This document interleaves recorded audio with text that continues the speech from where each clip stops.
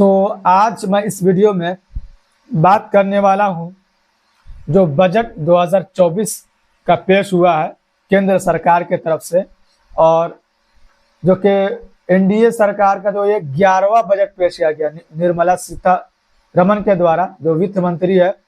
और उसके बाद से जो एक्शन का जो रिएक्शन आना शुरू हुआ है राज्यसभा से लेकर के लोकसभा तक, और जितने भी विपक्षी दल के नेता है सब ने अपना अपना इस पे रिएक्शन देने का काम किया है। एक तरफ कांग्रेस के नेता बात करते हैं, अखिलेश यादव की बात करते हैं जो दल है, टीएमसी जो ममता बनर्जी का जो दल है, अलग अलग जो दल है, शरद पवार, उसके बाद से उद्धव ठाकरे का जो अलग अलग दल के तरफ से प्रतिक्रिया आई है। सब ने इस बजट का विरोध करने का काम किया खुले मंच से। और जितने भी विपक्षी दल के अंदर नेता है, जितने भी विपक्षी इंडिया अलायंस के अंदर दल है, सब ने यही कहा है कि ये जो बजट पेश किया गया है 11वां बजट जो मोदी सरकार का है, एनडीए सरकार की है, ये सिर्फ कुर्सी बचाने के लिए बजट पेश किया गया है। और ये फोकस जो इस बजट में किया गया है सिर्फ 2 स्टेट को फोकस किया गया है। और ये 2 स्टेट जो सरकार में अभी एक अहम रोल अदा कर रही है। एक तरफ एन फैक्टर काम कर रहा है, एन फैक्टर नायडू नीतीश, आंध्र प्रदेश से नायडू चंद्रबाबू नायडू जो मुख्यमंत्री है, और बिहार के नीतीश कुमार जो मुख्यमंत्री है। तो ये 2 जो राज्य है, इन दोनों को कुछ ज्यादा तोहफा मिल गया।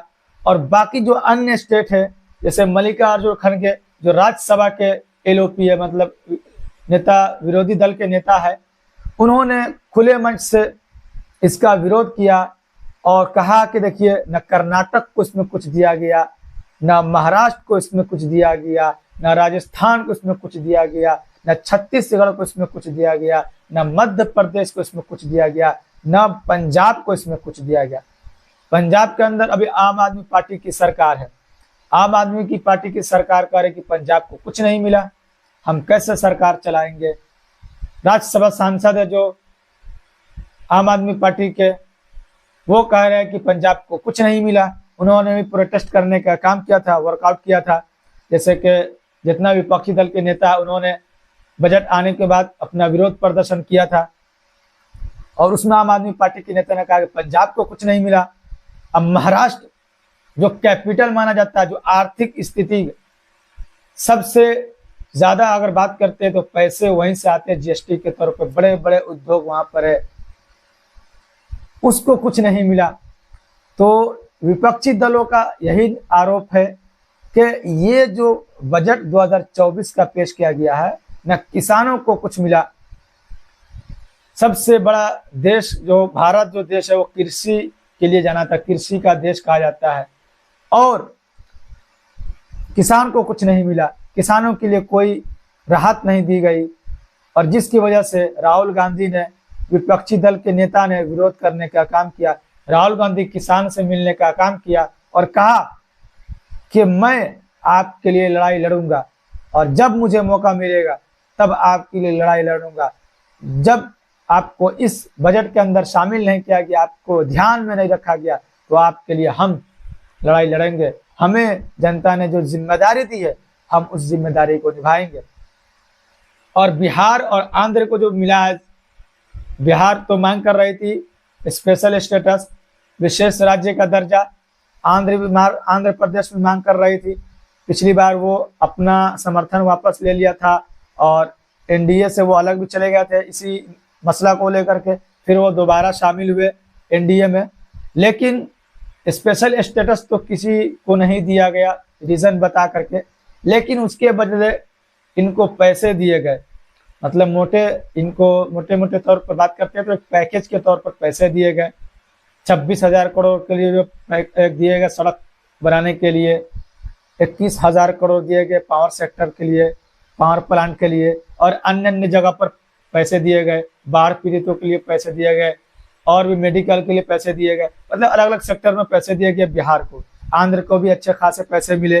तो ये पैसे इसलिए दिए गए ताकि एक का जो 12 सांसद है, एक का 16 सांसद है, और इसी के बदौलत सरकार में अभी मोदी जी की सरकार चल रही है और मोदी जी प्राइम मिनिस्टर बने हुए, और इसी का आरोप लगाते हुए कि सरकार और कुर्सी बचाने की ये जो मुहिम चल रही है कि कुर्सी हमारे खतरे में ना आ जाए, चाहे वो किसान को बजट में शामिल करे या ना करे, या किसी और चीज को शामिल करे या ना करे, किसी अन्य राज्य को इसमें शामिल करे या ना करे, किस राज्य को कितने पैसे देने हैं, किस राज्य को क्या करना है, किस सेक्टर में किस राज्य को कितना पैसा देना है, उसमें उसका योगदान हो या ना हो, लेकिन इस पे दो राज्य पे अहम योगदान मोदी सरकार का है, एनडीए सरकार का है। क्योंकि अगर सरकार रहेगी तो मोदी जी प्राइम मिनिस्टर बने रहेंगे, प्रधानमंत्री बने रहेंगे। और अभी भी वक्त है कि बिहार को जो पैसे मिले हैं, ऐलान किया गया बजट के अंदर, अगर वो पैसे पहुंच जाते हैं बिहार के अंदर तो बिहार को अभी भी अच्छे ढंग से बनाया जा सकता है। अगर पैसे सही ढंग से खर्च किया जाए तो बिहार वैसा बन सकता है जैसा दिल्ली और मुंबई और गुजरात है। इंफ्रास्ट्रक्चर को एक अच्छे ढंग से बनाया जा सकता है, सुधार किया जा सकता है, सड़क का जाल बिछाया जा सकता है, कनेक्टिविटी जो होती है एक जगह से दूसरी जगह को जोड़ने के लिए, एक राज्य को दूसरे राज्य को से जोड़ने के लिए, इसको सुधार किया जा सकता है। कम समय में एक जगह से दूसरी जगह, जैसे कि पूर्णिया और दरभंगा के लिए जो पैसे दिए गए हैं एक्सप्रेसवे के लिए, लगभग 8 से 10 घंटा का जो समय लगता था वो लगभग 3 से 4 घंटे में पूरा करने का समय दिया गया है। अगर ये बन जाता है तो अगर बिहार इस पे काम करती है और बिहार जो पैसा जो मिला है तो इस पे अगर सही से नीतीश कुमार इसको उपयोग में लाते हैं तो बिहार अभी मौका है बिहार को केंद्र से अच्छे खासे पैसे लेने का, क्योंकि इसके बदौलत केंद्र में सरकार है एनडीए की, और अभी भी बिहार को मौका है, ये अच्छा एक मौका है कि बिहार में जो जो कमी है वो उस कमी को दूर करे और बिहार को एक अच्छा बिहार बनाए। जैसे गुजरात मॉडल मोदी जी हर जगह पेश करते हैं, भाजपा पेश करती है Gujarat model, Gujarat model, Gujarat model. और उसी तरीके से अगर नीतीश कुमार चाहे तो बिहार मॉडल भी पेश कर सकते हैं हर जगह।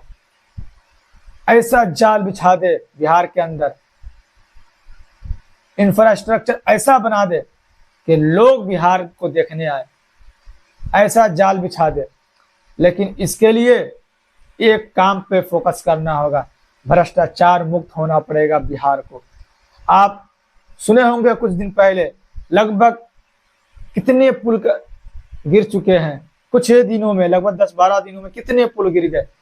और बिहार जो है भ्रष्टाचार का जो शिकार है, किसी न किसी चीज में, हर चीज में भ्रष्टाचार का शिकार होते रहते हैं। कभी पुल भ्रष्टाचार का शिकार होता है, कभी कुछ भ्रष्टाचार का शिकार होता है, कभी सड़क भ्रष्टाचार का शिकार होता है, कभी नाला भ्रष्टाचार का शिकार होता है।